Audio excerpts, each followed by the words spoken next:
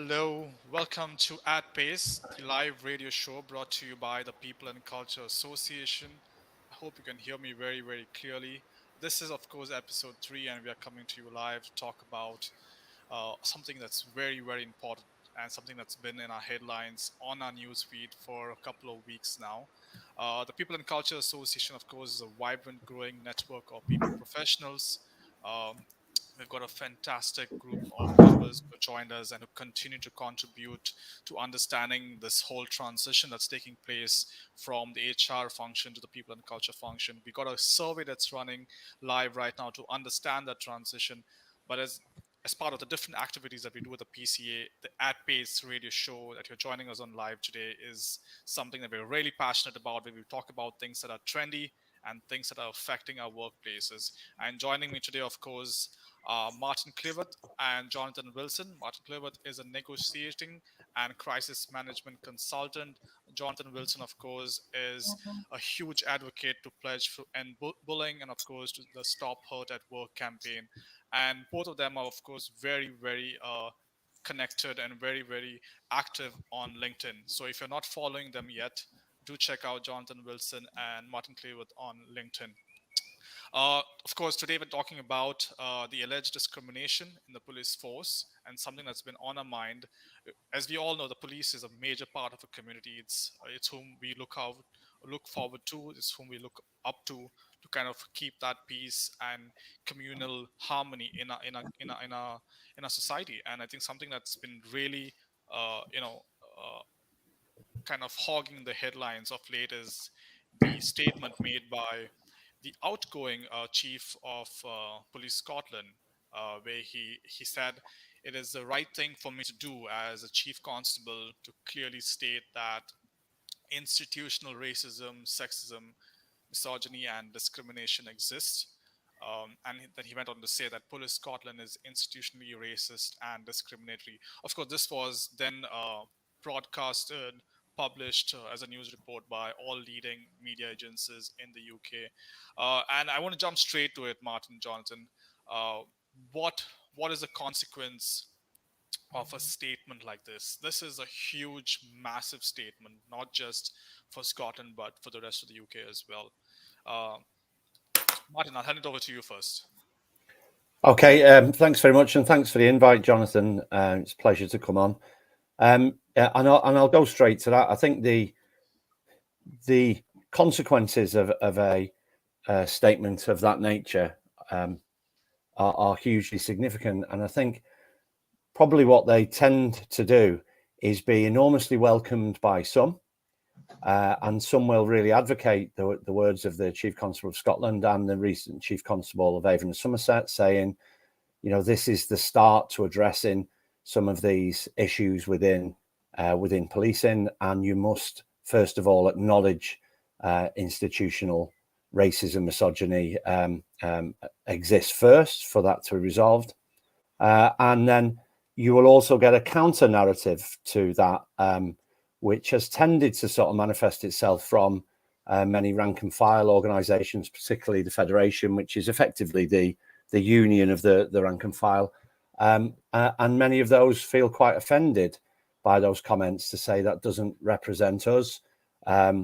We don't feel quite the same. We feel that the chief constables are posturing for their own ends, some will say, and that it's easy to say that, make this statement just as you're about to retire, and it's really rather unhelpful.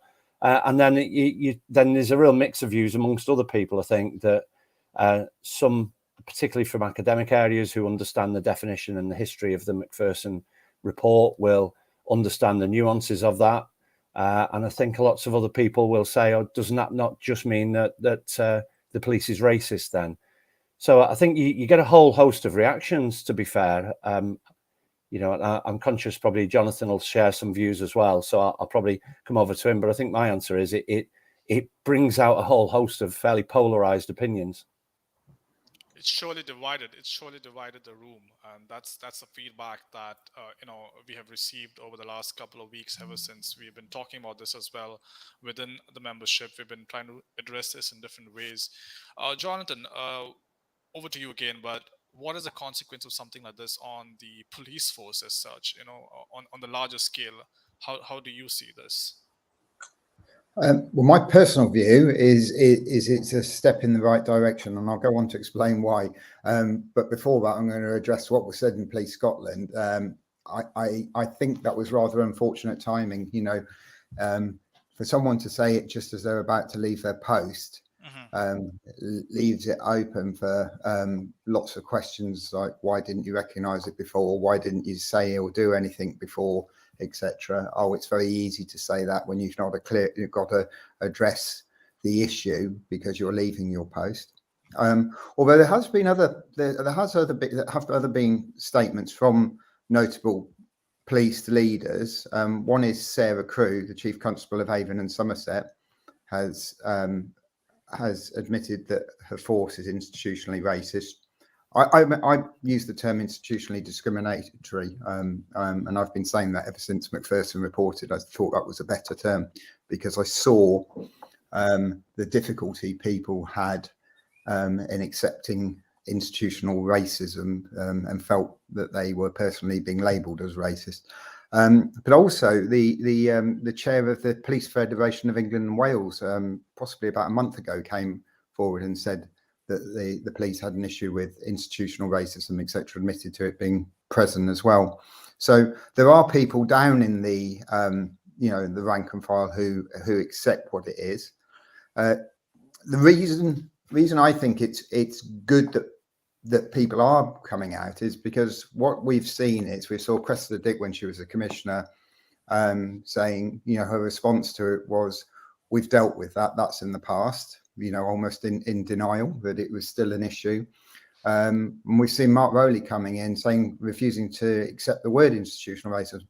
Well, from my perspective, I believe that if you have people who work within the police service who perceive that institutional racism exists, and you have people in society who perceive that institutional racism exists within the police, then we have police leaders who deny that institutional racism exists, then never the twain will meet. And we need someone to be courageous enough to step forward. Now, the people who perceive, and I use the word perceive because I'm trying not to, I'm trying to take a middle ground on this, but for those people who feel that institutional racism exists, I think there's a lot of hurt.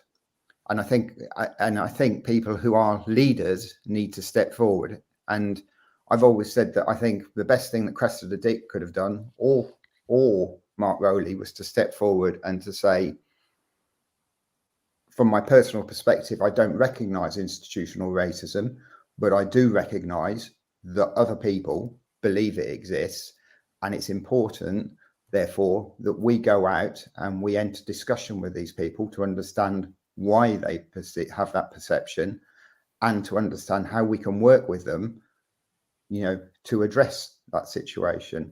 So it needs someone to take Yeah, that step forward.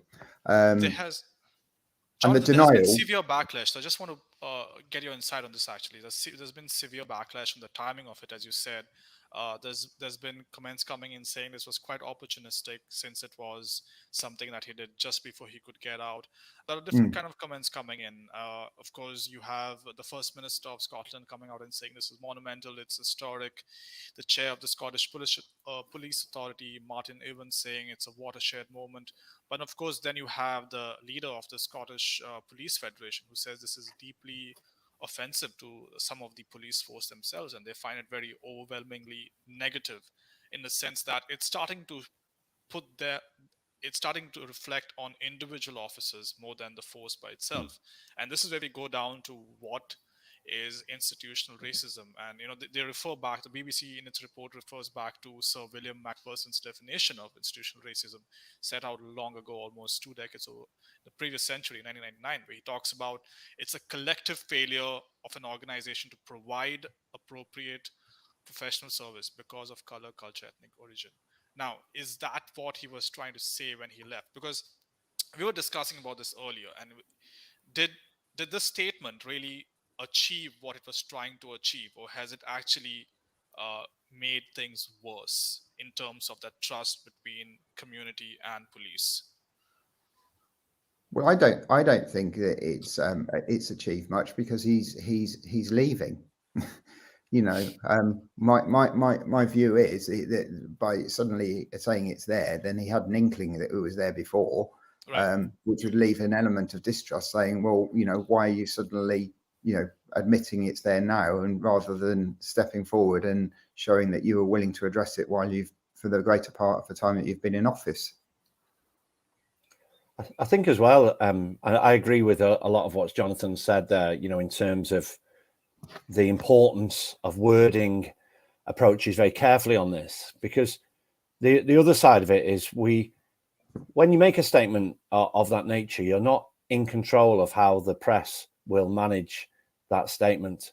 And it becomes headline news, both on social media and the mainstream media, that effectively Chief admits institutional racism, which to many people in communities does not really help in terms of developing confidence. Now, some might say, as Jonathan's alluded to, well, that's the first step in them building trust and confidence. But, policing's 20 odd years from Macpherson. I think it's probably, with many community members, got the potential to do more harm than good. That said, the challenges that policing faces should never be underestimated. I'm not in any way trying to understate the challenges. I think just how you approach it and the wording that you use and the timing of that, given the sensitive nature of it, just needs to be very, very carefully thought through. And if we're not, the debate just becomes then too polarized, I think, at a minute, to say, do you accept this term or don't you? Do you accept this term or don't you? And that just becomes an argument in itself, rather than actually saying, has policing got some really big problems? Yes, it has. Are they around these issues that you've alluded to? Yes, they are. Are they internally and externally? Yes. And we need then collectively to try and address them, rather than just have polarized arguments about, do you accept this term or not? It's got serious issues in policing. That said, as someone who's served 30 years within it, I still think, we've got the best police force in the world. We routinely remain policing unarmed, and with the consent of communities in the vast main. We've got some enormous difficulties ahead, but there's an awful lot to be proud of. And I also think we've come a long way since the original Macpherson report. The death of Stephen 93, then 99, the final report, across a whole myriad of areas, not just around sort of race and equality, but also around standards of investigations, accreditation, et cetera, et cetera. I think it's a bit of a tragedy to some way say, well, 25 years or quarter of a century on, we've learned nothing from Macpherson and the death of Stephen Lawrence. I think that is grossly unfair, because policing has come a long way. I remember it in the early 90s, and I remember it on the day I walked out the door, and it was a bit of a transformation, really, from a life on Mars culture, for those that saw the show, to a far modern, inclusive police force. That said, with still a lot of challenges. Yeah, I think just like most of the feedback that's come in after that statement, the panel today also kind of agrees that the timing and the language, is something that is questionable. But that does not mean that there is miscommunication, there is distrust, and there is certain amounts of course, very clearly backed up by evidence that there are situations and incidences of discrimination. And I think even the feedback, even the people who have actually had a backlash to the statement have actually not denied that. I think the problem is with the timing and the language used by the chief of Police Scotland. So I think I want to move on to the next segment here, where if there is that acceptance that something like this exists and without labeling it, as I think we don't want to do on this call, but at the end of the day, still want to address it and still want Yeah. to make sure that we can have a dialogue about it. That's the most important thing, and that's what we do here on the At Pace radio show. It's not about taking a side. It's not about trying to, you know, this is not personal against anyone who has said a statement or not said a statement. It's about trying to have a dialogue about this from a very neutral perspective. And I want to Can hand I this over just to can I Jonathan. Sorry. can I just add something to it? And this is Yeah. this is really important. When I said about, you know, leaders need to step forward and say to people, you know, you have that perception, we need to listen, talk to you, and understand it, etc. I think it's really, really important, because I have an understanding, and I worked very, very closely with addressing the issues, the Stephen and Lawrence inquiry in, you know, in the late 90s within the Metropolitan Police. And my understanding of institutional racism is the policies, practices, and procedures, you know, that are causing, you know, the institutional discrimination, not the individual being racist, misogynistic, Exactly. homophobic, etc. So we need to understand that everyone else who's saying it understands that, and everyone else who's hearing it understands that. So there's a really strong point around messaging, and I'll give you an example. I was actually chatting to Martin about before, and saying, you know, within police, the police promotion system through every rank relies on, if I want to take promotion, if I'm a constable, I want to take promotion to sergeant, I need to have the sponsorship of my line manager. Now, unless I acquiesce or emulate the behaviours of my line manager, the likelihood is that I won't get that sponsorship for promotion. Now, that happens to every rank, you know. So when we think about people coming from different cultures or with different beliefs or etc., or you know, backgrounds that, you know, the majority are on, I'm not going to say would discriminate against, but would find different, etc., you know, to their everyday norms, we may see people who may not be getting promoted because of this system, and it's a policy practice within policing that I feel is institutionally discriminatory against segments of the community who work within policing. And this may be why we don't have so many representatives from protected groups in more senior ranks within the police, because of their background, their culture. They may not fit into those normal behaviours that one would expect to say, yes, you're okay because you think like me, so you'll be okay for promotion. That's it. I'll finish with that. But I was just trying to give you an example of how it could work. That doesn't mean to say those people are racist or misogynistic or homophobic. Yeah, but that's a perfect example, Jonathan. And I was actually you cued me up straight away for that, because we're talking about if it exists, what are the consequences of, and you all have both served in the force before, what are the consequences of being in that kind of a discriminatory environment? You know, in your position as an officer, how does it start to affect you in your work? Because then you are in a workplace that is not having a healthy environment, and then you have to go out into community and once again try and maintain that same neutrality, that, you know, being at the end of the day a good police officer. And how does it start to affect you mentally, emotionally? Maybe you could just throw a light on something on from your personal experiences as well. Is that for me or for Martin? For both of you, but Johnson, you could go first, no worries. Yeah. Well, I think if you're suffering any form of discrimination or poor treatment in the workplace, that has an enormous detrimental effect on you as an individual. And we so often see it with, you know, with a poor direct line manager that's then manifests himself in alienating someone, bullying them, or just being, you know, treating them poorly in other ways. I think there's probably two worse elements to that that are with policing. One, if you're from a protected characteristics of any sort, I think it's magnified and made worse, because you know, I think that accentuates your feeling of alienation and makes it much harder. And secondly, the policing environment makes it really, really tough as well. So if you're receiving poor treatment from your line manager, and then you go out onto the streets, well, I guarantee one thing from policing: you will be dealing with conflict, you will be abused, you will be called names, you will meet some pretty difficult individuals. And because of that, I think that peer support that you need from your immediate line managers is even more important in the policing, because of the sort of conflict and hatred that you will inevitably face out on the streets. And that can itself be magnified if you're from protected characteristics as well. So I think when this takes toll in policing, I think it takes a heavy toll when these things occur in the workplace. Would you agree with that, Jonathan? Yes, I would. I mean, and as Jonathan, as you know, I was the subject for challenging some minor breaches of policy by line managers and the status quo of the way that things were done. I was subjected to quite an awful campaign of bullying and gaslighting, which impacted on my mental health. Now, the decline there was quite gradual while that happened, you know, and of course I was there, you know. I'm a tough cop with a couple of decades of experience. You know, I've seen the worst of life. I'm resilient to anything. They're just difficult people. I'll get by this. But actually, you know, you don't see what's happening to your mental health. So I can really, really understand what it's like from people from minority communities. If one is if they feel that they're facing prejudice and bullying.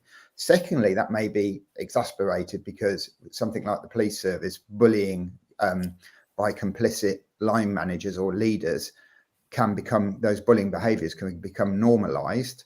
So even if they weren't intended to be discriminatory, you know, if you're have protected characteristics and you're suddenly facing this awful behaviour, you quite rightly probably assume that it's done because of your protected characteristics.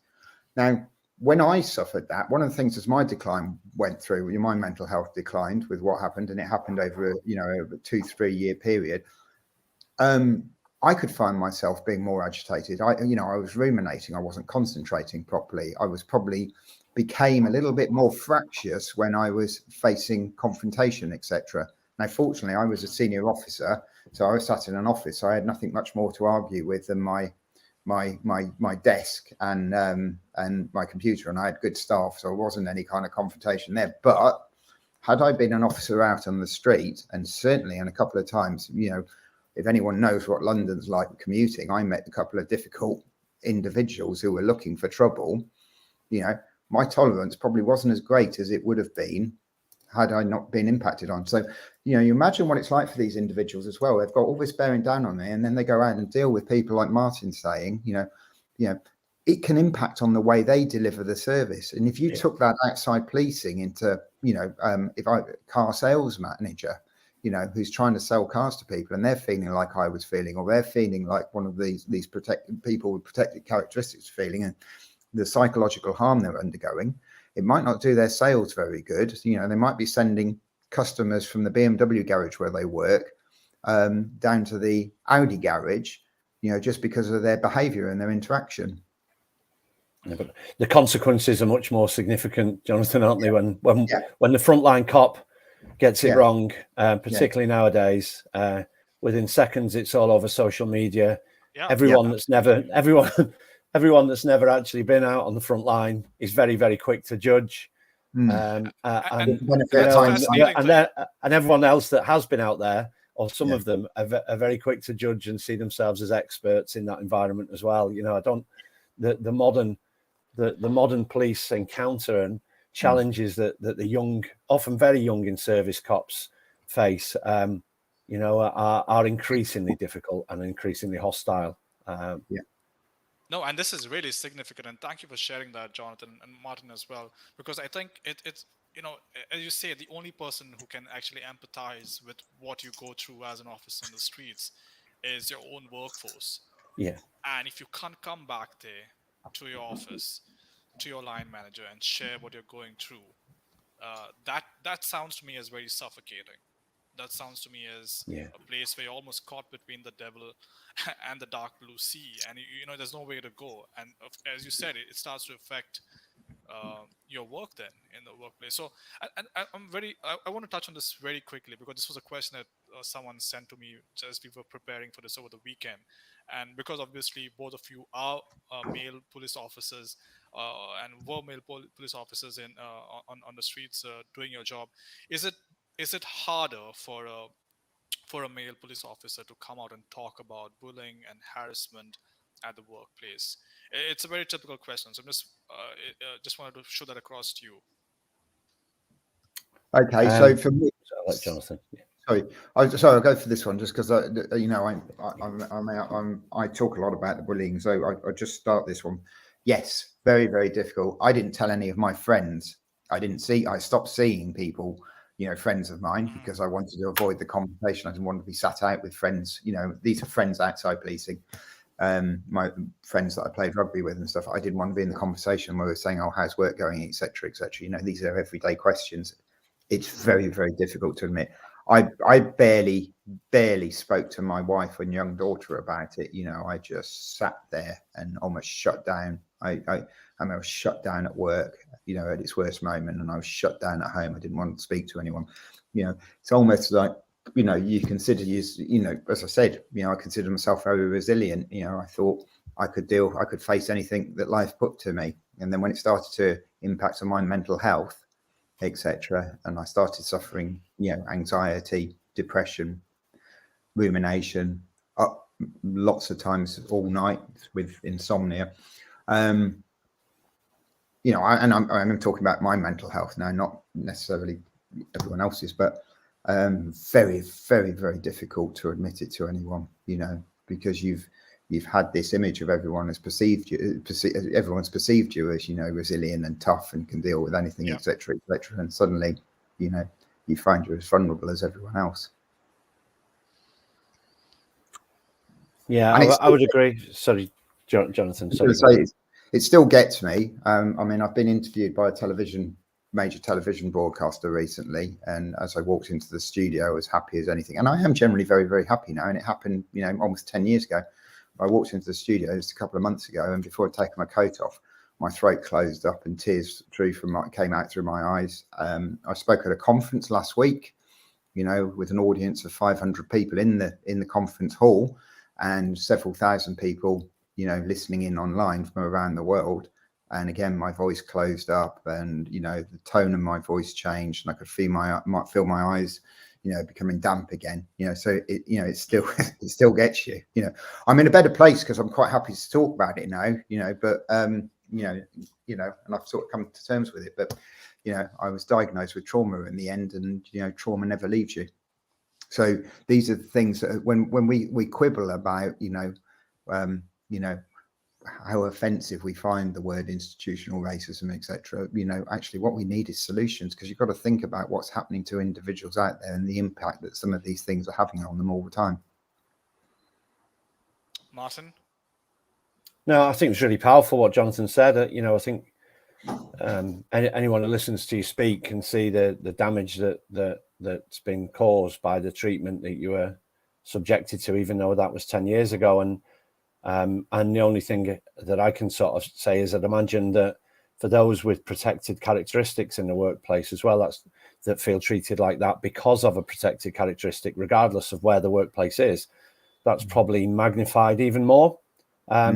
I think there is something about, and Jonathan touched on it there, there's an expected resilience in policing. There's a bit of a cloak, I think, sometimes that you wear, particularly when you're out on the streets policing. So you don't take things too personally. I do find commonly, you know, in some of the work that I've done, when you peel back the layers of that cloak for officers that have been subject to it for some time, there's a real vulnerability underneath. We used to do that in some of the training we did. A lot of my background's in crisis negotiating. And we used to try and get people to peel back some of that. And I remember some of the conversations, very emotional conversations, both from male and female officers, that would suddenly admit that, you know, they've not really been honest with themselves for the service. They've put a bit of a shield on. They walk out of the door, they put that jacket on, the half blue uniform, and they feel a different person. In many ways, they become a slightly different person, and they almost act that role out in that workplace, which is very dangerous, because you can almost find them people living dual lives then, one as a police officer and one when they come home. And I think that can have quite long-term psychological sort of challenges with it as well. You know, trying to be resilient only lasts for so long till it all starts to overflow, as Jonathan's you know, so articulately explained. That is deeply insightful, gentlemen. I know, and thank you for giving out those really human kind of deep kind of insights about what that can really mean in the physical world. What the people see, what the people read in the Yeah, media, is so easy to just decode and see. Okay, there's a particular individual who's acting discriminatory or racist or whatever it is, but no one goes back to what. That workplace looks like or that office might be looking like, which where that individual officer is probably going through something worse. And I think if there's anything that this radio show episode can, I would say, achieve, is to take a step back for all of us who read stuff in the media, watch stuff in the media, to understand that there is so much more going on beyond that individual officer on the street, who is of course trying their best to get and to maintain peace and harmony in the community, and do their job that they're commissioned to. But we want to talk about moving forward. We want to talk about what is the way forward here yeah, as we wrap up today's radio show, and that is how, of course, and we have begun this by trying to dialogue about it, to trying to talk about it, and not being afraid to discuss this topic. Uh, but can mediation, conflict resolution, restorative justice, investigation, is there room for these forums to help kind of, I would say, de-escalate the situation and try and address these claims and allegations of discrimination within the force? shall I start, Sure. Jonathan, or do you want to? Yeah, no, you Yeah, start. I certainly think there is, Jonathan, and one of the reasons I was so keen to be involved in this is because I buy into the sort of ethos that's behind TCM. I get where David Little's coming from. He talks about moving away from grievance and punitive culture and focusing much more on mediation, problem solving, conflict resolution, much more productive ways of resolving things. And personally, I think that approach is much more needed within policing. I think we rely very heavily on grievance procedures, which then push people into polarized positions. And I have some concerns, and I'd stand to be challenged on this, that some of what the response, particularly from the Met, has been to some horrendous cases, is that they're going to invest much more in discipline, conduct, root out the officers that are letting the force down, etc., etc. I know there's a place for that. I'm not, naively defending wrongdoing officers, but if you overly focus on a punitive way out, I think that will lead to more shutdown, less engagement, cultures being reinforced, some of the bad influences becoming stronger as they tend to the unite amongst themselves because they see professional standards or police conduct officers as a threat, and that can actually make the situation worse. I think what we need to do is be much more focused on greater awareness, greater conversations, greater communication with our communities, and a damn sight more listening. I don't think the police, has done that particularly well. Certainly from some of my service, I don't think we listened as well as we should have to certain communities, and I think we imposed solutions on them rather than actually letting them become involved in that as well. And I think, following some of the work of the Casey review, I think listening more to officers and communities in how we resolve and move forward is probably a better way than relying on a punitive settlement of saying, success will look like sacking 50 officers, 100 officers, 200, or whatever that may be. I just don't think that's the way out of it. Disciplining your way out will not work for me. Oh, well said, Martin. I think that's the whole idea of moving towards restorative practices to try and address the situation and not be impulsive and get into these the traditional methods of retributive justice systems. Absolutely right, Jonathan. I'm wondering whether you have anything else to add to that. No, I do. I mean, I certainly believe in mediation. I see that problems, when identified, you should be looking for solutions, not to discipline people or get into trouble. When I went to speak to one of the country's most senior officers when I was being bullied, after a couple of years, I went to see her, All I wanted was the bullying to stop. I didn't want to get anyone into trouble. But she instantly took the defensive line of when I spoke to the bullies first, then came out and said, it's your view, it's your view, it's your view. None of this happened. You're the problem, etc. Which just exacerbated everything for me. With my mental health. That institutional portrayal was worse. As Martin alludes to, this sort of witch hunt of chasing all the junior officers, as easy targets. Well, actually, the problem starts at the top because if the leadership had been in place where the culture that is espoused by organisations. So if I use the Metropolitan Police, it has a set of values, it has a code of ethics, it has policies. All of those have stood by the wayside. We haven't seen leaders necessarily living. They've set them, they put the posters on the wall and feel that's the job done. Well, actually, they need to be leading by example with this culture that they've espoused. They need to be living it, and they need to be reinforcing it every single day. They don't need to be making exceptions for people over minor indiscretions, etc. They need to be spoken to. They don't have to be sacked, but they need to be spoken to and told, reminded of their responsibilities and the expectations, etc. And a record made, saying, this is on record now that we've spoken to you, etc. We don't want to see this happening again. But just go, someone coming into the organisation as a new commissioner has and says, oh, I'm going to go in, I'm going to hunt all these people down. What's been insinuated is they're all going to be prosecuted or sacked. That's left a whole raft of leadership that are equally culpable. They may not be sending inappropriate text messages, etc., or WhatsApp messages, but they've been culpable for doing nothing in the past. And that's going to leave them in the same positions when they failed as well. So, let's have a bit of balance on it. And it needs to be about education. We need to be going out and apologizing, etc. When we've done things wrong. If officers have done things that are illegal or absolutely heinous, yes, they need to be dealt with, but don't stop the buck at the ground floor level. People in more senior positions should be held accountable as well for, what have you done, to address this, etc. What are you doing out daily, talking to your staff, making sure that they understand what is and what isn't acceptable, etc., etc. Well, the message is on the wall. It's very clear, I think, and I think it's very clear as well. The fact that restorative practices is the way forward here. Wherein, and I like what you're saying, Jonathan, that there has to be a balance. It cannot be like everything is forgotten and forgiven. There are certain areas that you will need to have a disciplinary, disciplinary procedures coming into place. But I think there's a much larger need for just dialogue and acceptance that it exists. Acknowledgement that situations like this do exist.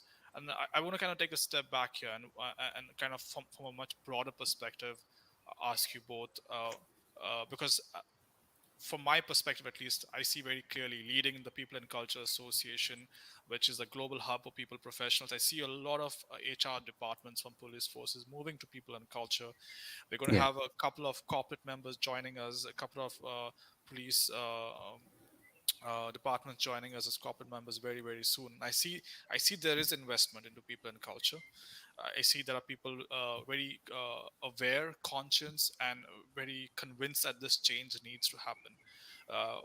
Do you have any parting thought on this about what else can be done to kind of what is said is being said, and we have moved away from that whole statement made by the Chief of Police Scotland, but I think this is a much larger topic and it's not just restricted to Police Scotland. But what can be done to kind of make sure that we start to change the culture at the workforce, especially in the working environment, especially for the police in the UK? It's a difficult one. I think, probably a couple of things spring to mind, some of which I already mentioned. Firstly, I think there's got to be a far greater focus on listening. I think that's both internally and externally to communities. So we are properly listening to communities and not imposing solutions. And I also think, and we talked about this a couple of years ago, and it seems to have gone somewhat out of the window now, but focus much more on being a learning culture than a punitive culture. So if mistakes are being made, well-intended, they were trying to do the right thing.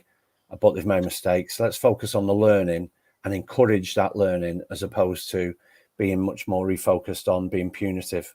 I think they would help a lot. And I would, as a final thing, don't some people within policing have let us and let their colleagues down very, very badly with horrendous, heinous, and fairly sickening acts that we've seen well publicised over the last 12 months or so. But don't let that sort of completely shade people's opinion of the sort of 150,000 officers UK bound who, working with and amongst those, they are some of the bravest, most committed people I've ever met. There's some incredible people in policing, and we need to be careful not to judge to defend, but not judge to attack too quickly till we know all the facts, particularly when you see something in the media or social media. Don't believe everything, and try and support policing because we all need it. Society needs a good, stable police force. Constantly kicking them and branding them as racists and misogynistic and this, that, and the other, it's not going to help. It's not going to help. We've got problems with that, but we need to work together to sort them. Well said, Martin. Jonathan? Yeah, I'd echo that. I look back on my police service, and I had a terrible time in the end. I left 2 years early before my 30 years because of my mental health. But as I alluded to in that conference last week, I'll never regret having been in the police service. I had some amazing experiences, and I met and worked with some incredible people, both within the organisation and people who were partnering with the organisation as well. I would say nearly every officer that I worked with, had integrity, compassion, commitment, etc. Often at the expense of their family and domestic lives. The time they'd get in to do the right thing, where they wouldn't go home, and they'd, their commitment to do the right thing, etc. Where the problem lies is in culture, and then leadership have to hold the mantle for that.